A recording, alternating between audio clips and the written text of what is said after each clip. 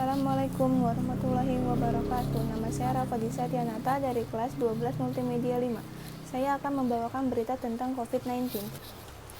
Epidemiolog dari Griffith University Diki Budiman menyebutkan kebijakan pembatasan sosial berskala besar atau PSBB transisi merupakan strategi yang bersifat tambahan atau pelengkap dalam penanganan pandemi COVID-19.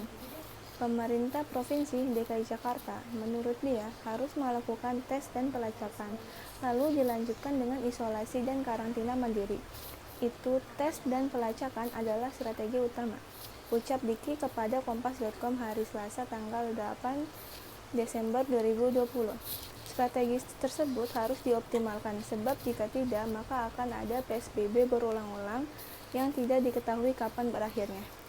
Diki menyebut pandemi di Jakarta juga dipengaruhi oleh daerah penyangga yakni Jawa Barat dan Banten. Pengendalian pandemi di kedua wilayah itu juga disebut belum optimal. Strategi tersebut harus dioptimalkan sebab jika tidak maka akan ada PSBB berulang-ulang yang tidak diketahui kapan berakhirnya. Diki menyebut pandemi di Jakarta juga dipengaruhi oleh daerah penyangga yakni Jawa Barat dan Banten. Pengendalian di pandemi di dua wilayah itu juga disebut belum optimal.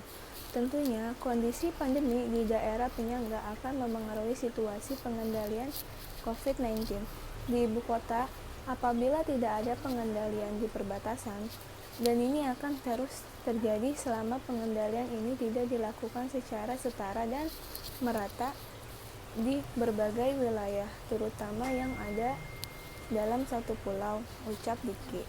Pada akhirnya, Diki mengatakan pengendalian pandemi harus dilakukan dengan sinergi dan kerjasama antar daerah baik tingkat provinsi maupun kabupaten atau kota.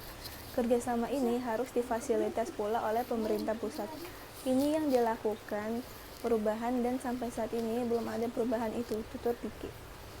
Kepala Bidang Pencegahan dan Pengendalian Penyakit Dinas Kesehatan Provinsi DKI Jakarta, Dwi Oktavia, mengatakan penambahan kasus positif di Jakarta per Selasa 8 Desember 2020 sebanyak 1.174 kasus.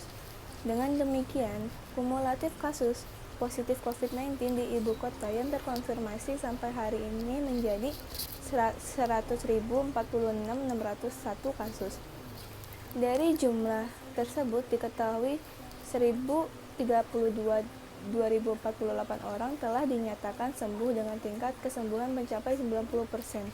Sementara sebanyak 2.842 orang meninggal dunia dengan tingkat kematian sebesar 1,9%.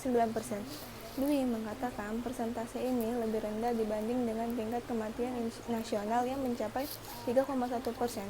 Adapun jumlah kasus aktif di ibu kota turun sebanyak 22, sehingga jumlah orang yang masih dirawat atau menjalani isolasi mandiri kini menjadi 11.511 orang.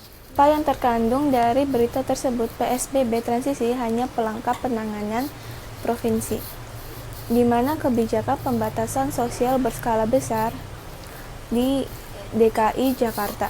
Kapan penambahan kasus positif COVID-19 di Jakarta? Selasa 18 Desember 2020. Siapa yang menyampaikan berita tersebut?